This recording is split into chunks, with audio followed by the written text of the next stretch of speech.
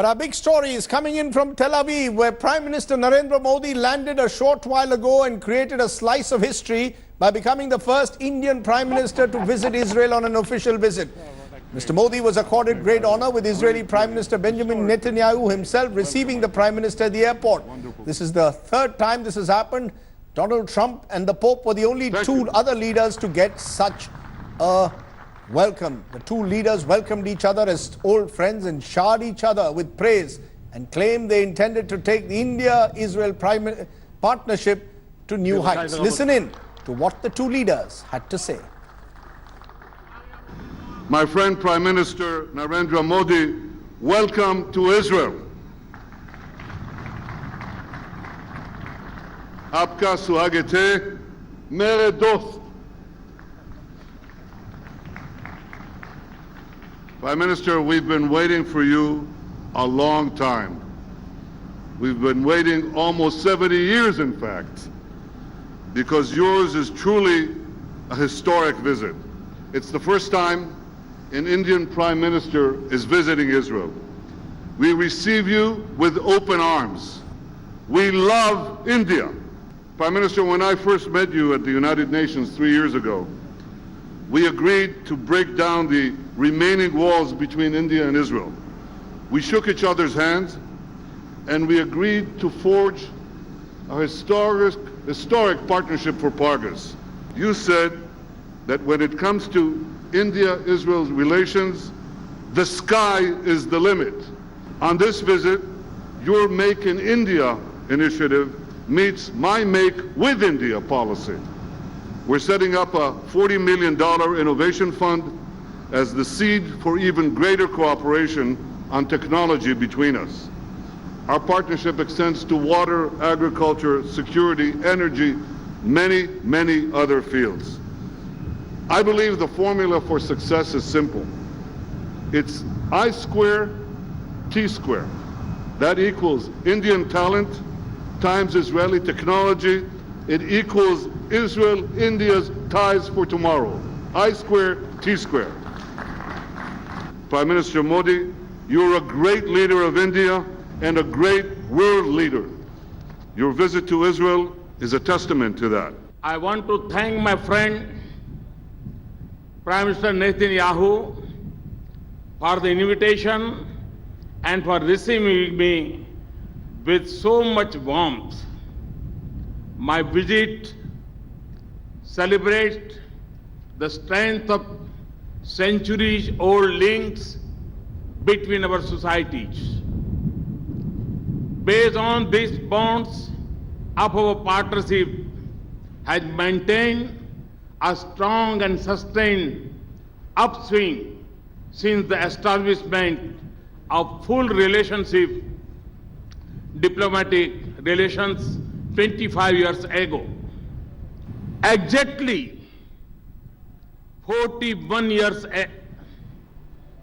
since Operation Entebbe, the day when your Prime Minister and my friend Bibi lost his elder brother Yoni while saving the lives of so many Israel hostages. India counts Israel amongst its important partners. The need to rely on science, technology, innovation, and higher technical education to overcome our developmental challenges to common to both of us, alongside building a partnership for shared economic prosperity. We are also cooperating to secure our societies against common threats such as terrorism. A progressive partnership in all these areas would shape the scope of my conversation with Prime Minister, my friend Netanyahu. So warm words being exchanged by the Indian and Israeli Prime Ministers. Now, India recognized Israel, remember, way back in 1950, but yet the two countries didn't have full-blown diplomatic ties till 1992. Prime Minister Modi's Israel visit, in a sense, is the culmination of a process that was set off by former Prime Minister Narasimha Rao, who was the first to establish diplomatic ties with Israel. Let's take a look at just how India and Israel have transformed their relationship over the last 70 years.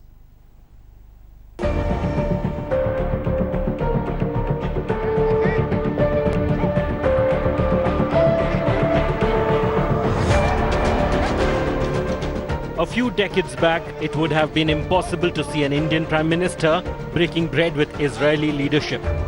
Its commitment to the cause of Palestine looked irrevocable. What a great day. Great day. Historic day. Welcome, my friend. The beer hug was reserved for Yasser Arafat, the Palestinian leader despised by Israel. But the differences between India and Israel had more to do with ideology. India, itself a victim of imperialism, had opposed Palestine's partition in 1947. When the deed was done, Nehru government recognized the state of Israel, but did not establish full diplomatic ties. India, then a young nation, pursued the non-allied movement. Among the torchbearers of the movement was Gamal Abdel Nasser, the president of Egypt and a rival of Israel.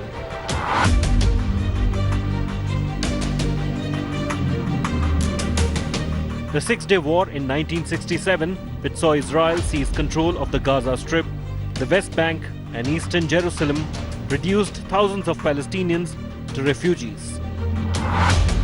The gulf between India and Israel widened. India had other reasons as well to keep distance. Its centuries-old trade links with Arab nations and the presence of thousands of Indian expats who gained employment in the Middle East after the oil boom. India crossed the Rubicon in 1992 when P.V. Narasimha Rao established diplomatic ties with Israel. Since then, many Indian delegations have visited Israel, including its president. But Narendra Modi is the first Prime Minister to do so, visiting Tel Aviv in the 50th anniversary year of the Six-Day War famously won by Israel against Arab nations. Is it a sign that Palestine is no longer India's cause? Bureau Report, India Today. So how much has the world and Indian politics changed in the last 70 years that today an Indian Prime Minister seems to be dehyphenating ties with Israel and Palestine?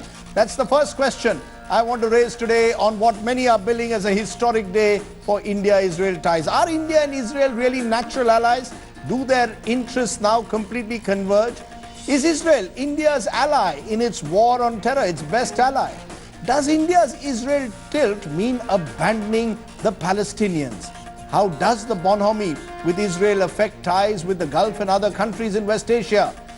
Is simply joint concerns over rising terror shaping a new world order? These are some of the questions that I will pose, even as I can tell you the Prime Minister, as we speak, is at the Holocaust Museum in Tel Aviv at the moment. Joining me now, KC Singh, former diplomat, Abhishek Manu Singhvi, Member of Parliament and National Spokesperson Congress, Hardeep Puri, Member BJP and former diplomat who looks after its Foreign Affairs cell, Raj Chengappa, Group Editorial Director Publishing at India Today, here with me in the studios. Let's take that question straight to you, Mr. Puri. Do you believe that this is a dehyphenating of that relationship? Is that what the Prime Minister is doing by deciding to go to Israel and not going to Ramallah as perhaps in the past an Indian minister might have done? Is this Narendra Modi making it clear that he wants an independent relationship with Israel, independent of the relationship with the Palestinians?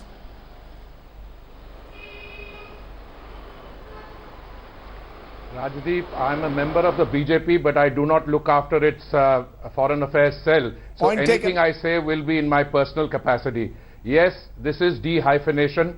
Yes, this is dehyphenation. It's been a long time in coming, and I personally believe that it is entirely possible to remain committed to the Palestinian cause such that there is, and have full diplomatic relations with Israel. That's something we organized 25 years ago. I'm personally disappointed it has taken so long for for us to come out of the closet completely, and I think that the unprecedented welcome and the history which is being made just as we speak will vindicate the fact that what we got right 25 years ago. Look, it's very simple.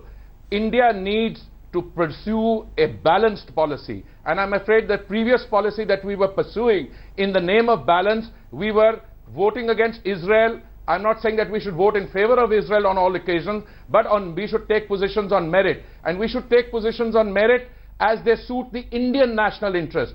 I am very worried about the way things were evolving, and we would blindly being put in one camp. We need Israeli help.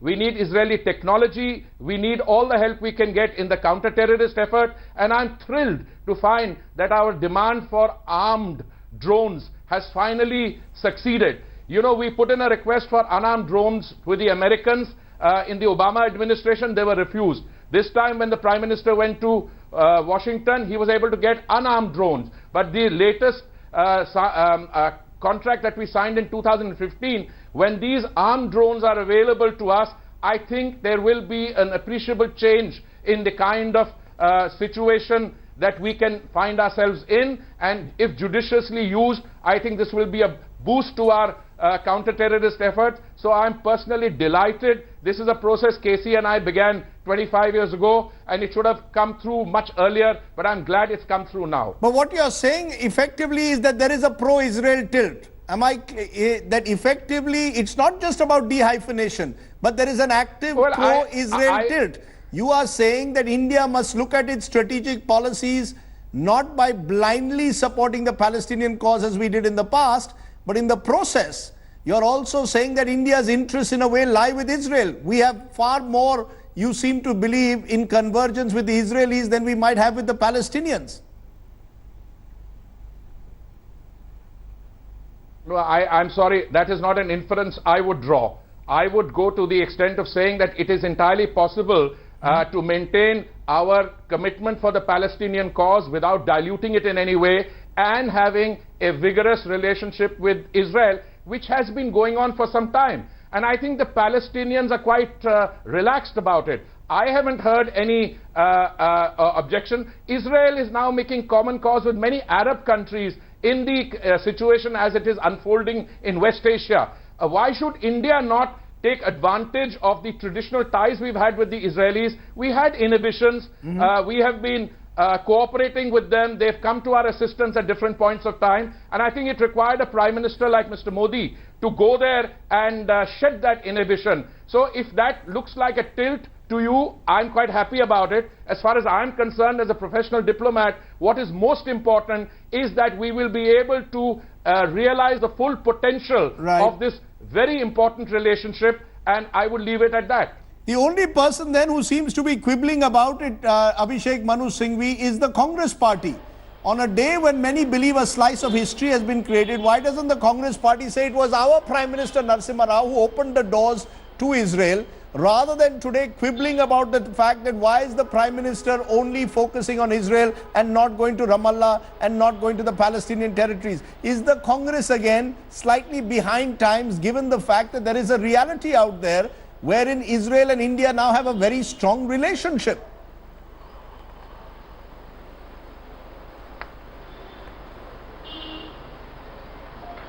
Rajdeep, there are two facets which arise here, and I want to address each of them. One is your frequent use of three words, a tilt, abandoning the Palestinians, and the so-called Congress quibble.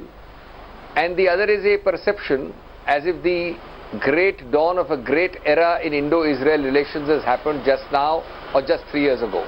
Let me address the second one first, and I'll be very quick. You have yourself rightly noted 1992, who established diplomatic relations? Narasimha Rao, Congress government. But what is more interesting is that a remarkable trajectory of Indo-Israel relations have been grown, cemented. So the mere visit by a Prime Minister, which at one level is a head of the government, should not obliterate a very, very strong trajectory of various multifaceted cooperations. And I just remind you very quickly that we have had the Chief of Army Staff coming here of Israel in the UPA time. We've had the Chief of Indian Army Staff going in March 2014 We have jacked up trade from a few million to 5 billion as far away as 2013. We have a biospace agreement. So basically, you don't want to give Mr. Modi credit. Agreement on so therefore, aerospace. the basic Congress objection is Mr. Modi cannot take credit today for creating history. 1 second, Rajdeep. Simplistic interventions don't help. Rajdeep, over simplistic one-liners will not help. I am just stabilizing the equation with the kind of hullabaloo I am seeing, as if the dawn of the era of Indo-Israel relations is now. Everything has happened actually, and incidentally, as recently as 2016. But none of your prime ministers went to Israel. During Mr. Modi's time, none India of your prime ministers went to Israel. The fact is, none of your prime ministers went to Israel. Yes, Mr. Modi is the first prime minister to go to Israel. Give him credit for that. Right. Therefore, that's the whole point. Therefore, if we are going to be in an era of superficiality, that foreign ministers went, we jacked up the trade, we had agriculture cooperation agreements, science agreements and arms agreements, and all the arms deals you see happened during our times and are now being culminated. That is to be obliterated by the visit of a prime minister, then well, you are right. If you go on form and not substance, you are right. Okay. The second point is, I would hate to see India, and I hope that's not true, to use the word which you use, tilt or abandon of Israel. Why should there be a pro-Israel tilt? Okay. Why can't you have good, strong relations with Israel, as the UPA Congress has built over years and decades from 92, along with very solid support for the Palestinian cause? Okay, you made your point, and Mr. Modi will say that he's done both. The president of Palestine was here last month. Dr. Singhvi, let me move on. It remains the Oslo.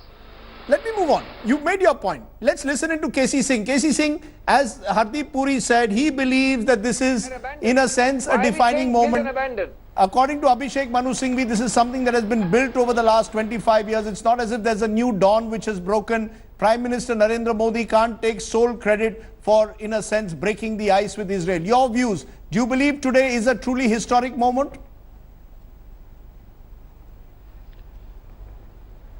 Rajdeep, it's a culmination of a process. Don't forget that the Israeli Prime Minister Ariel Sharon came to India in 2003. Vajpayee hosted him. So prime ministers have gone up and down. Yes, our prime minister didn't go, but we had a president go earlier. Their presidents have come multiple times. But there was this last hesitation where I think for domestic reasons, although it is true that the defense minister in UPA 2 was very reluctant to interact with the Israeli defense minister and probably caused some damage thereof. But that was a defense minister level decision. Overall, I think there was a reluctance that crept in during UPA 2 regarding what impact it will have on the Muslim vote here, or what impact will it have on... Certainly, what else? I mean, why would Mr. Antony refuse to literally receive his Israeli counterpart? Now, that was not necessarily the view of the government, the entire government. But, that is where the problem lay. But then you can't go overboard the other side. What is wrong with Mr. Modi's approach is that it's not an Islamic issue, it's not a Muslim issue. Netanyahu is a serial offender by building settlements, even defying Obama. Obama was literally not on talking terms with him. So it's not only India. So there's a human rights issue. There's an issue of not paying attention in occupied territories to international opinion. Yes. Going in a reverse direction. He's representing a fringe view in Israel. That's not the entire view in Israel. He's a right of center leader. He might have run his full course. Yes. There was an opinion some months ago that he might be overthrown. So their public opinion may change in Israel. So therefore, fundamentals, it's important to remain true to fundamentals. If you don't want to completely go in the Israeli, you don't want to go into the Netanyahu corner. You can go into the Israeli corner. But in that, you must keep a little distance from him on settlements, on the way he is completely ignoring international opinion. Should Raj Chengappa, the Prime Minister there, be raising the issue of settlements in Palestine, or is this now a relationship which is based on mutual interests that go beyond Palestine? It goes on perhaps shared concerns over terror, perhaps the fact that both countries now have a strong defense relationship. 41% of Israel's arms export between 2012 and 2016 came to India. The fact that on areas like agriculture, irrigation, a strong relationship, that we've now got to see this as a multi-pronged relationship that is independent of Palestine. Is that possible? You know, I think before he left, Prime Minister Modi made India's stand on Palestine quite clear. He hasn't changed the fundamental approach that we have into the two-nation commitment that we have. And as K.C. Singh had been pointing out, and also Hardeep ji, that there has been a maturing of this relationship. He very wisely, apart from what he mentioned, that President Mahmoud Abbas of Palestine Authority came here and visited India.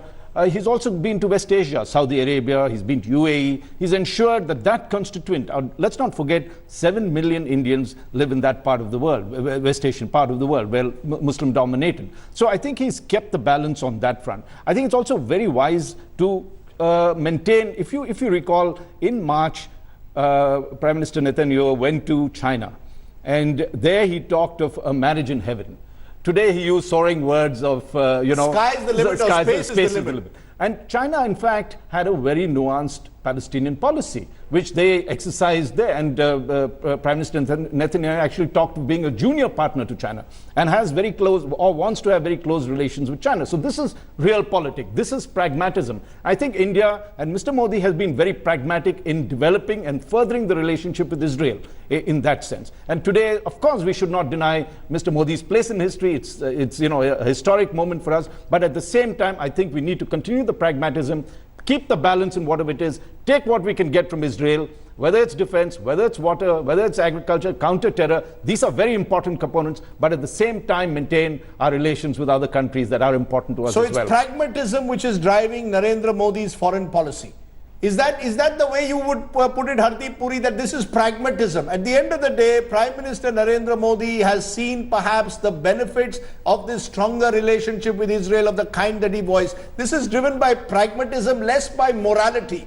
That in the 60s and 70s, in the Nehru-Indira period, foreign policy was driven by a sense of a moral cause, call it non-alignment, call it strong support for apartheid in against apartheid in South Africa, or for the Palestinian cause. Now it's about pragmatism. India's business is business, and we have to do business with Israel. Israel is our partner in the war against terror, particularly in our region.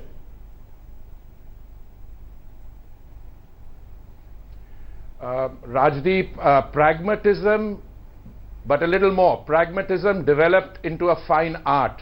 This is pragmatism to pursue our interest without it in any way deviating from the fundamentals of policy. I think the Prime Minister made clear before his departure from here that our commitment to the Palestinian cause remains completely undiluted. Secondly, on Casey's point about settlements, look, I was on the Security Council when 14 countries said that those settlements were illegal. Now that you have good relations with the State of Israel and full diplomatic relations we had in 1992, we cannot change our position. These settlements will remain illegal or illegitimate, as the Americans call them. But that does not prevent us from doing business with the Israelis and utilizing that relationship, working that relationship to its full potential. Now, I know that there will be allegations on human rights, there will be other issues, but I think we need to sit down with all our partners and discuss those. Now, President Trump is trying to mediate between the Palestinians and the Israelis. When I last met the Palestinian representative to the UN in New York, I asked him, how is it going? He said, the optics are very good.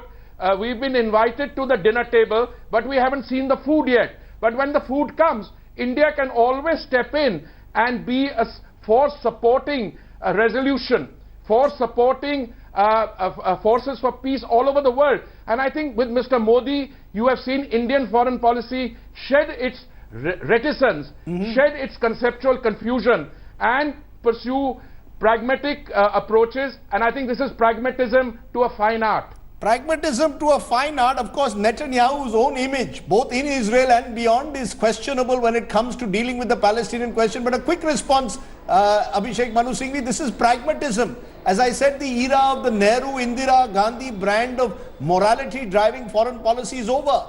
This is now a new age. Do you accept that, Dr. Singhvi, or not? It's just that Mr. Modi is not worried about vote bank politics. The Congress was. You were worried about your Muslim vote. And frankly, there was no connection between Palestine and the Muslim vote, to be very honest.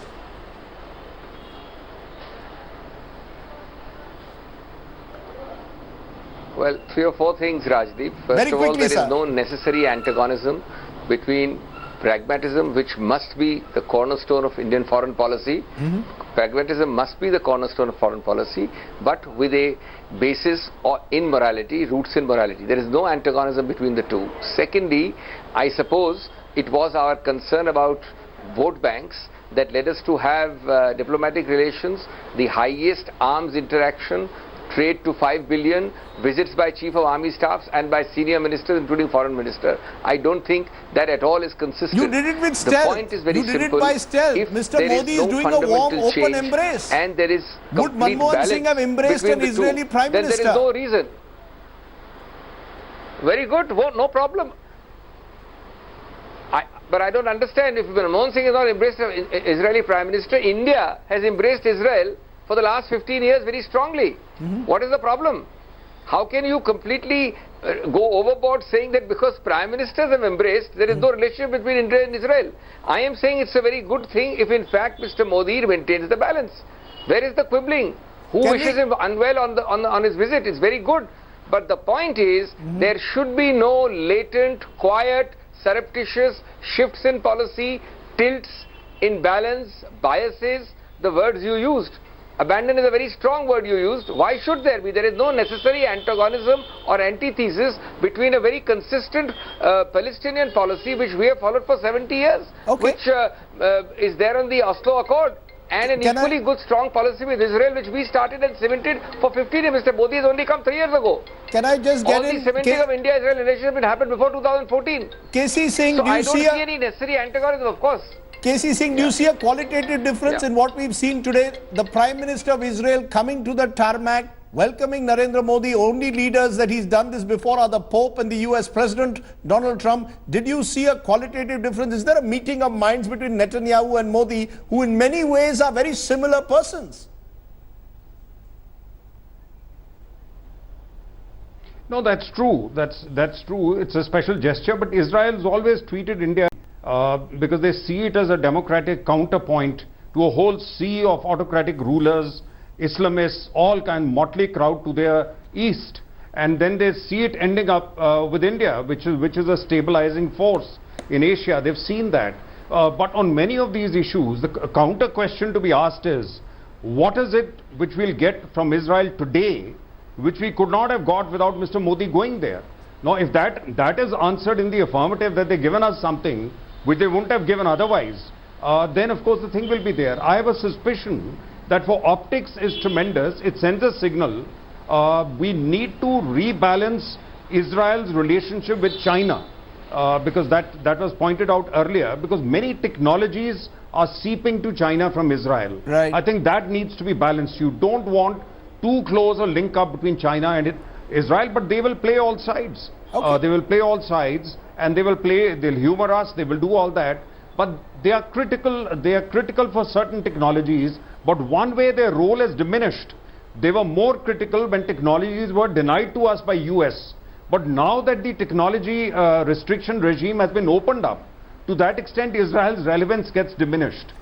Do you believe, you can go and buy from the main chap. Do you believe, Raj Chengappa, that therefore what we are seeing is a more nuanced Indian foreign policy? That this is an example of that. The fact is, the Palestinian president comes here a month ago, is welcomed by the Indian Prime Minister. Now openly the Indian Prime Minister goes to Israel without having to go to the Palestinian territories. Is this a sign of a coming of age?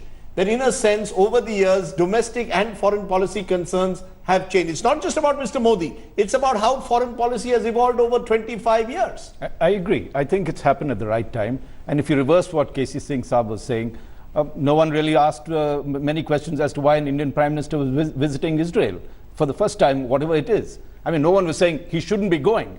There was that consensus. The other thing I think we need to keep in mind is that it opens options out to be open like this. Let's not forget that President Trump and Israel, there's a connection that we need to strengthen when we are doing in terms of our relations with the US. That's a very important component. Even while dealing with West Asia, the Arabs and everything else, I think the Arabs took us for granted for too long. You know, our moralizing posture, they just presumed that we would give them unstinting support and whatever it is. By developing very strong relations with Israel over this period of time, it gives India the options in a whole range of things. While I think it's very important to maintain the caution, keep the balance, understand, even as we have one of the most serious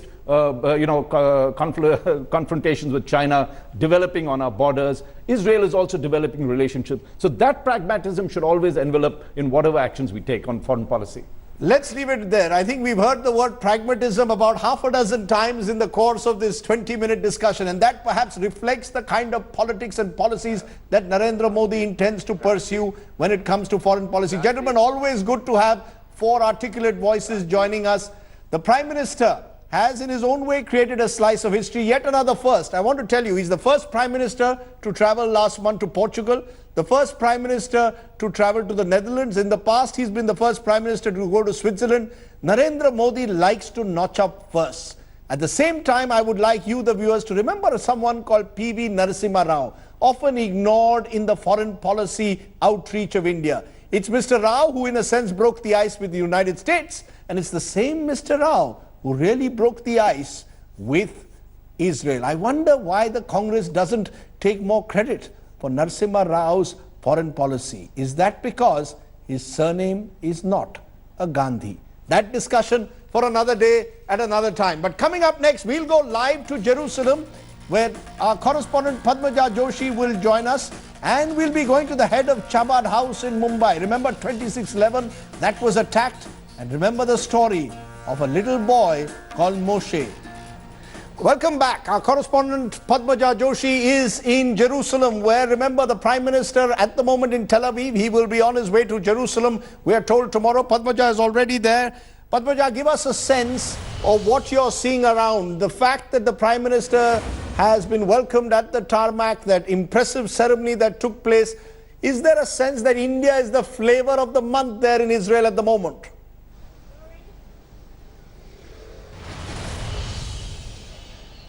Oh, most definitely, Rajdeep. In fact, the kind of turnout that we saw for the welcome that the Prime Minister got, even just the body language, that full-throated laughter, where, you had Benjamin Netanyahu saying, Mere achhe dost, both of them smiled, they hugged as soon as the Prime Minister got off from Air India One. But we have the leader of the Indian community over here with us at the King David Hotel. First of all, are you looking forward to meeting the Prime Minister, maybe exchanging a few words with him? Yes, we are going to meet him, especially some leaders of the Indian Jewish community, and we publish here My Boli quarterly in Marathi. So we are going to take his interview for our magazine. Why Marathi? We came from Marathi. There is 80% of Jews who came from India, they came from Maharashtra.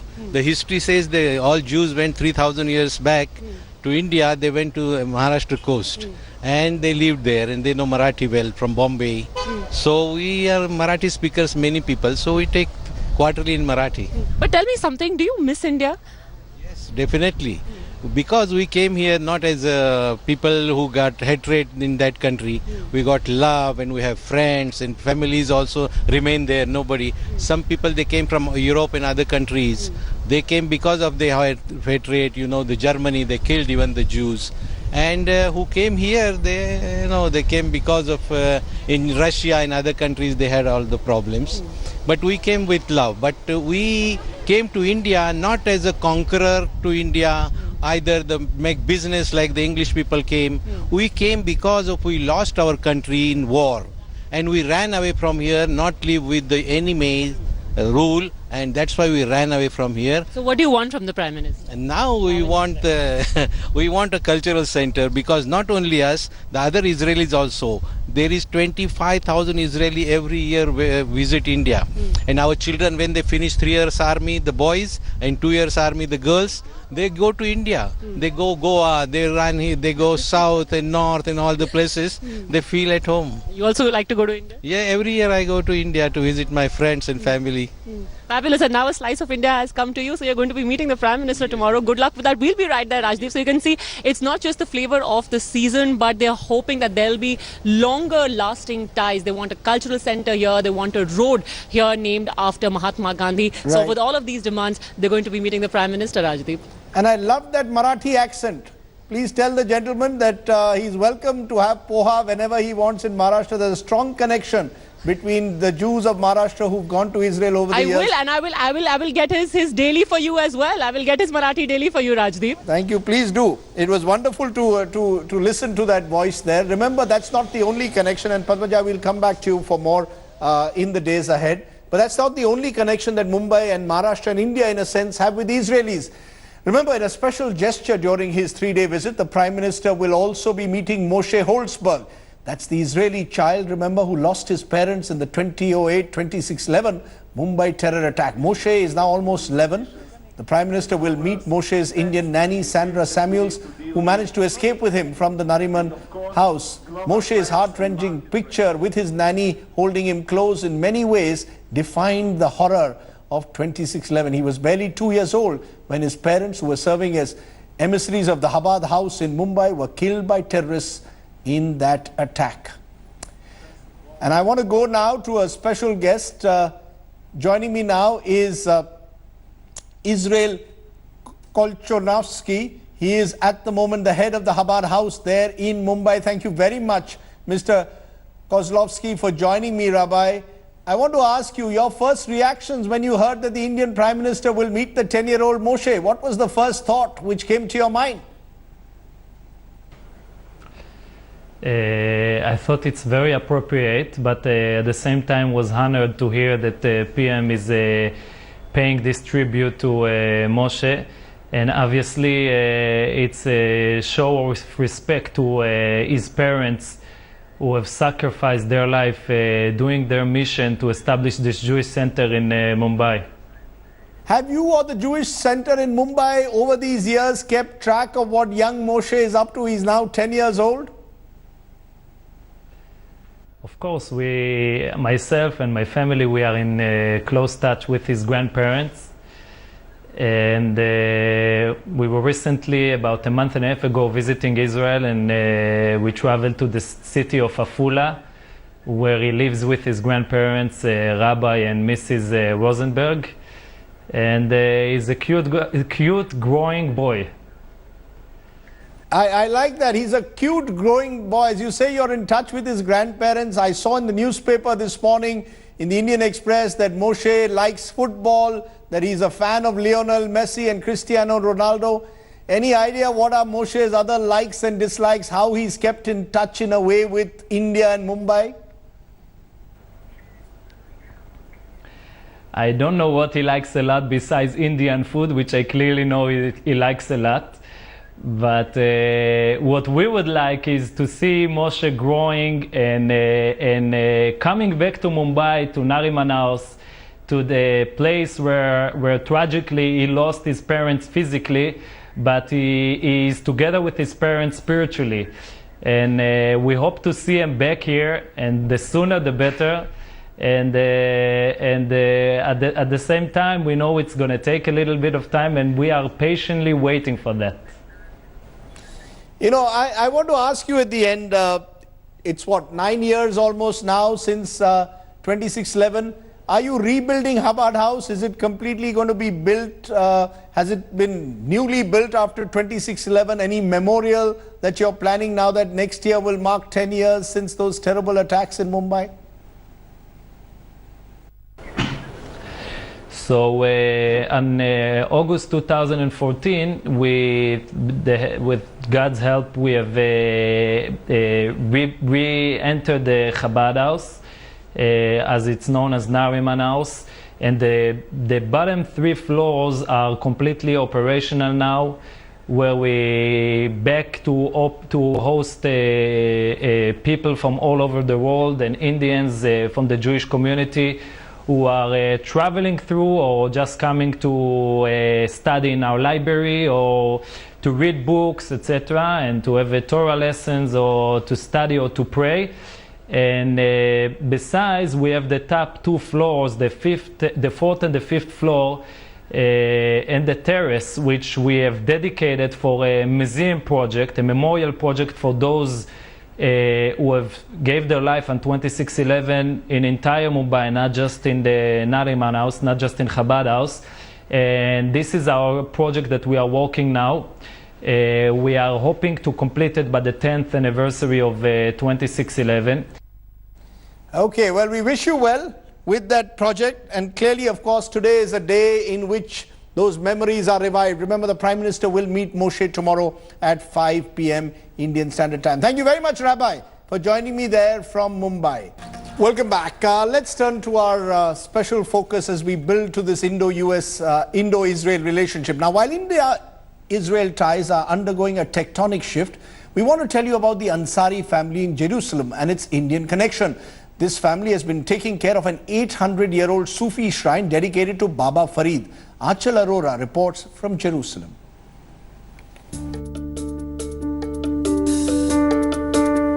The Indian tricolour waving proudly in the middle of one of the world's most fiercely disputed areas.